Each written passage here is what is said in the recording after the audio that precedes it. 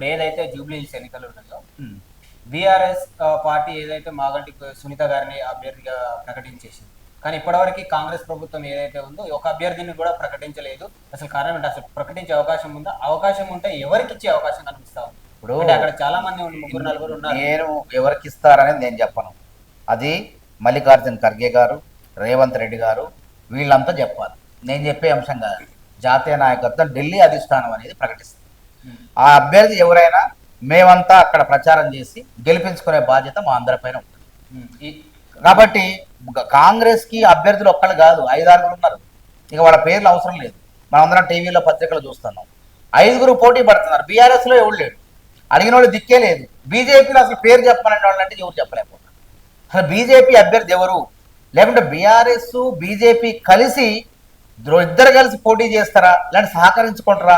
గతంలో ఎమ్మెల్సీ ఎన్నికల్లో సహకరించుకున్నట్టు ఆ దొంగ నాటకం కూడా ఉంది, ఆ చీకటి ఒప్పందాలు కూడా ఉన్నాయి. కాబట్టి మేము అంటున్నా కదా, ఎవరు పోటీ చేసినా బీఆర్ఎస్ నుంచి బీజేపీ నుంచి గెలిచేది కాంగ్రెస్ పార్టీనే, కాంగ్రెస్ అభ్యర్థి. కాబట్టి మాకు సంక్షేమ పథకాలు అట్లున్నాయి. ఇలా ప్రజలు ఇంటికి 10 పథకాలంటే మాటలు కాదు. బీజేపీ నాయకులు బీజేపీ అధ్యక్షులు చెప్తున్నారు, ఏదైతే జూబ్లీస్ ఎన్నికలు ఉన్నాయో దాంట్లో ఉప ఎన్నికల్లో బీజేపీ ఖచ్చితంగా గెలుస్తుంది అని చెప్పి బీజేపీ రాష్ట్ర అధ్యక్షులు రామచంద్రరావు గారు చెప్తున్నారు. అయ్యా, బీజేపీ గెలిచే అవకాశం కనిపిస్తా ఉంది. అసలు ఆలోచనకు కూడా హద్దు ఉండాలి. అసలు బీజేపీ ఎట్లా గెలుస్తుంది? తెలంగాణకి ఏ విరగదీసిన వాళ్ళని గెలుస్తుంది? నిన్న రేవంత్ రెడ్డి గారు మెట్రో దశ 2వ దానికి అనుమతులు ఇవ్వండి, నిధులు ఇవ్వండి అంటే తెలంగాణకి ఇవ్వకుండా పూణే మెట్రోకి 3,000 కోట్లు ఇచ్చే అందుకేస్తారా? తెలంగాణకు అన్యాయం చేసినందుకు. తెలంగాణకు మెట్రో 2వ దశకి 18,000 కోట్లు 20,000 కోట్లు ఇవ్వమంటే ఆంధ్రప్రదేశ్కి విజయవాడలో మెట్రోకి విశాఖపట్నం మెట్రోకి అనుమతులు ఇచ్చి అక్కడ నిధులు మంజూరు చేస్తారు. తెలంగాణకు నిధులు ఇవ్వమంటే ఆంధ్రప్రదేశ్కి 15,000 ఇస్తారు. తెలంగాణ బయ్యారి ఉక్కు ఫ్యాక్టరీకి నిధులు ఇవ్వమంటే విశాఖ స్టీల్కి నిధులు ఇస్తారు.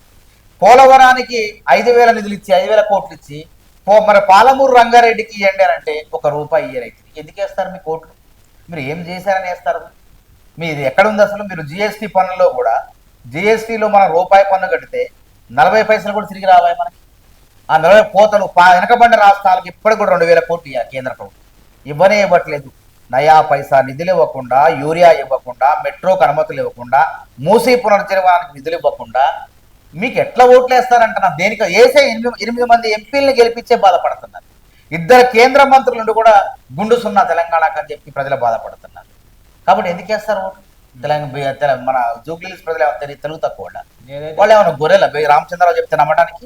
ఎట్టి పరిస్థితుల్లో గెలిచేది కాంగ్రెస్ పార్టీనే అక్కడ. జూబ్లీహిల్స్ ఉప ఎన్నికలకు సంబంధించి కేటీఆర్ జూబ్లీహిల్స్ లో బీఆర్ఎస్ఏ గెలుస్తుంది అని చెప్పి హడావుడి చేస్తా ఉన్నారు. ఎందుకంటే ఆల్రెడీ సానుభూతి ఉంటుంది, మాగంటి గోపినాథ్ గారు చనిపోయారు కాబట్టి సానుభూతి ఉంటుంది అని చాలా హడావుడి చేస్తున్నారు. అంటే కాంగ్రెస్ పార్టీకి ఎలాంటి టెన్షన్ లేదు, ఆయన అంత హడావుడి చేస్తా ఉంటే. అసలు నేను చెప్పినగా ఏమి లేని ఆకు ఎగిరి పడింది, అన్నీ ఉన్న ఆకు అణిగిమణిగి ఉంటుంది. కంటోన్మెంట్ లో కూడా ఎట్లా గెలిచేది బీఆర్ఎస్ పార్టీని, లాసనంత చెల్లినో ఎవరో నిల్చోబెట్టారు కాబట్టి వారే గెలుస్తారు అభ్యర్థి అని చెప్పేసి ఆ రోజు ప్రచారం చేస్తారు. గెలిచారా?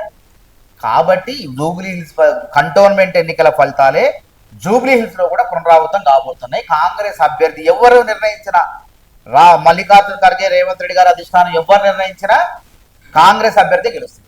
Subscribe us and press the bell icon for more interesting updates.